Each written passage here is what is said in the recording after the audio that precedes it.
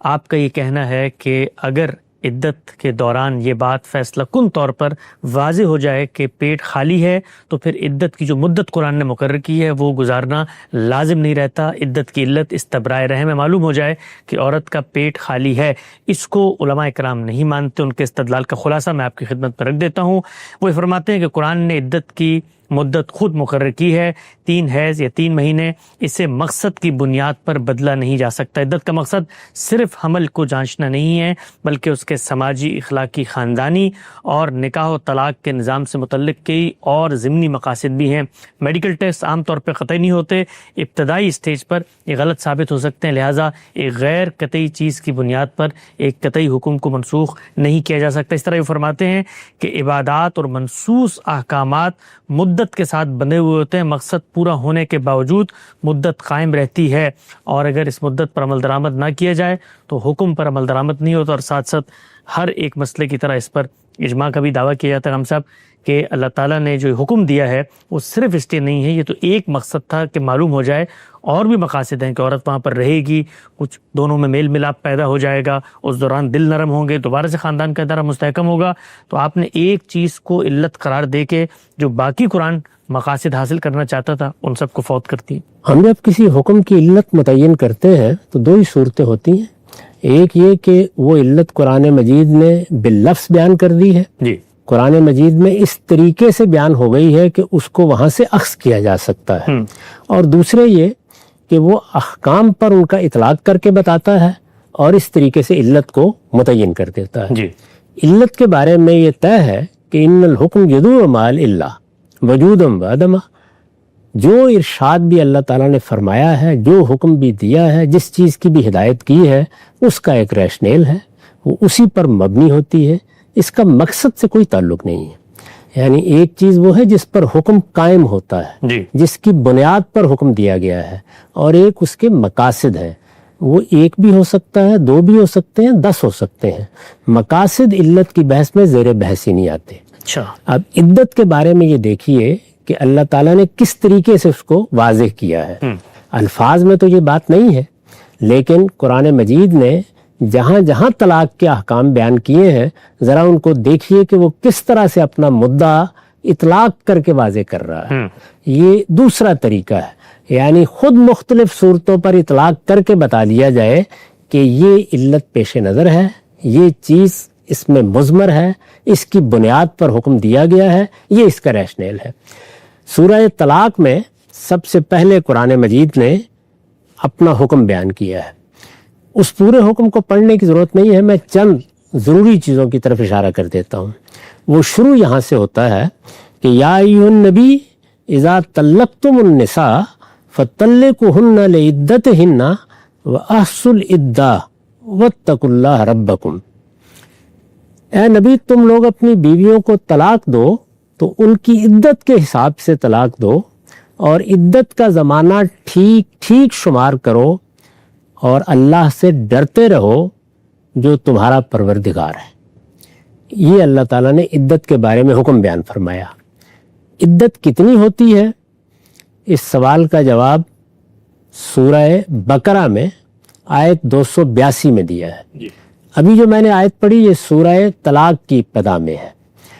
بقرہ کی آیت 282 میں فرمایا والمطلقات یتربصن بانفسہن ثلاثۃ قروء، اور جن عورتوں کو طلاق دی گئی ہو وہ اپنے آپ کو 3 حیض تک انتظار کرائیں. اس طرح یہ واضح کر دیا کہ عدت 3 حیض ہے. اس کے بعد ایک اور بات کہی، جب عورتیں عدت گزار رہی ہوں تو لوگوں کو ہدایت کی کہ لا تخرجوہن من بیوتہن ولا یخرجن الا ان یاتین بفاحشۃ مبینہ وتلک حدود اللہ ومن یتعدی حدود اللہ فقد ظلم نفسہ لا تدری لعل اللہ یحدث بعد ذلک امرا. اس کا ترجمہ یہ ہے، زمانہ عدت میں نہ تم انہیں ان کے گھروں سے نکالو نہ وہ خود نکلیں، الا یہ کہ وہ کسی سری بے حیائی کی مرتکب ہوں. یہ اللہ کی مقرر کی ہوئی حدیں ہیں، اور جو اللہ کی حدوں سے تجاوز کریں گے وہ یاد رکھیں کہ انہوں نے اپنی ہی جان پر ظلم ڈھایا ہے.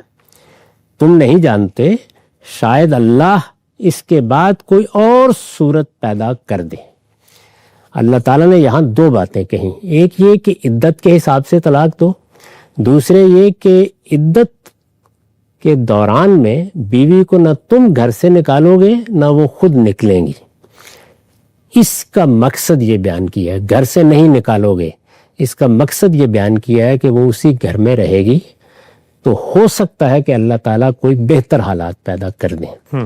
یعنی اگر عورت عدت گزار رہی ہے تو شوہر کے لیے گزار رہی ہے۔ پہلی بات، شوہر نے اس کو طلاق دی ہے، اسے نہیں چاہیے کہ اسے گھر سے نکالے۔ اس میں یہ فائدہ بتایا ہے کہ ایک ہی گھر میں رہتے ہوئے ممکن ہے شوہر اپنے فیصلے پر نظر ثانی کرے، ممکن ہے حالات بہتر ہو جائے، یہ اس کا فائدہ بتایا ہے۔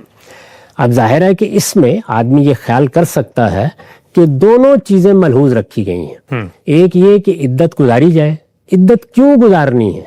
یعنی کیا اس لیے کہ اس میں موافقت کی صورت پیدا ہو جائے؟ یہ واضح کر دیا ہے اور سورہ بقرہ میں واضح کر دیا ہے کہ وہ اسی مقصد سے ہے کہ یہ معلوم ہو جائے کہ پیٹ کی صورتحال کیا ہے۔ چنانچہ دیکھیے جو آیت میں نے پڑھی ہے اس کے بعد فرمایا ہے عورتیں اپنے پیٹ کی صورتحال کے بارے میں کوئی چیز چھپائیں گی نہیں۔ ٹھیک، یہی اصلی علت ہے، اسی پر حکم قائم ہوا ہے۔ البتہ اس کے بعد ایک دوسری ہدایت یہ کی گئی ہے کہ ان کو گھروں سے نہ نکالا جائے۔ ٹھیک، اس کا فائدہ یہ بتایا ہے کہ اس کا امکان ہے حالات بہتر ہو جائے۔ اچھا، لیکن اب مزید آگے بڑھیے، اگر معاملہ یہاں تک ہوتا تو چلیے یہ استدلال کیا جا سکتا تھا۔ اس کے بعد قرآن مجید مزید وضاحت کرتا ہے اور اسی جگہ کرتا ہے۔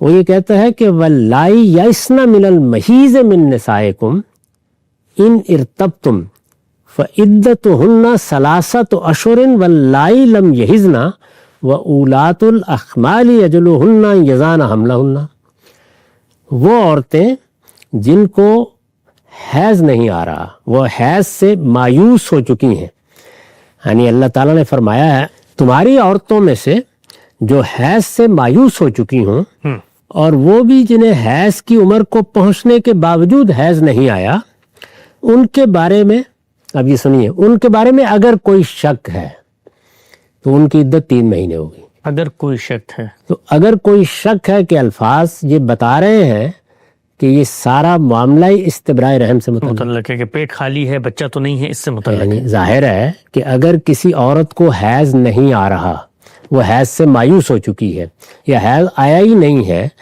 تو اگر وہ چیز بھی پیش نظر ہے کہ موافقت کے مواقع پیدا ہو جائیں گے تو پھر تو ارتیاب کی بحث ہی نہیں ہونی چاہیے۔ ہاں، تو اس لیے قرآن مجید نے خود یہ بیان کر دیا کہ وہ گھر میں روکنے کی ہدایت کا فائدہ ہے۔ یعنی جب عدت گزارنی ہے، عدت کس لیے گزارنی ہے؟ استبراء رحم کے لیے، اس لیے کہ ارتیاب ہے، شبہ ہو سکتا ہے، اس کو واضح ہونا چاہیے۔ دیکھیے لفظی کیا استعمال کیا ہے، ان ارتبتم، اگر تمہیں کوئی شبہ ہے، اگر تم سمجھتے ہو کہ حمل کا امکان ہے، اور تو کوئی معنی نہیں ہو سکتے اس کے، تو اگر یہ چیز ہے تو وہ عدت گزاریں گی۔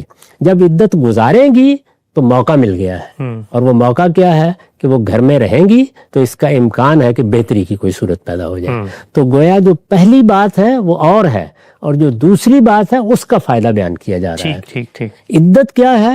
وہ ارتیاب کے نتیجے میں 3 مہینے کی پابندی، ارتیاب کو لفظی معنی یعنی شبہ ہو گیا، شبہ ہونا، ٹھیک، شک ہو گیا۔ ان ارتبتم کے الفاظ استعمال کیے ہیں۔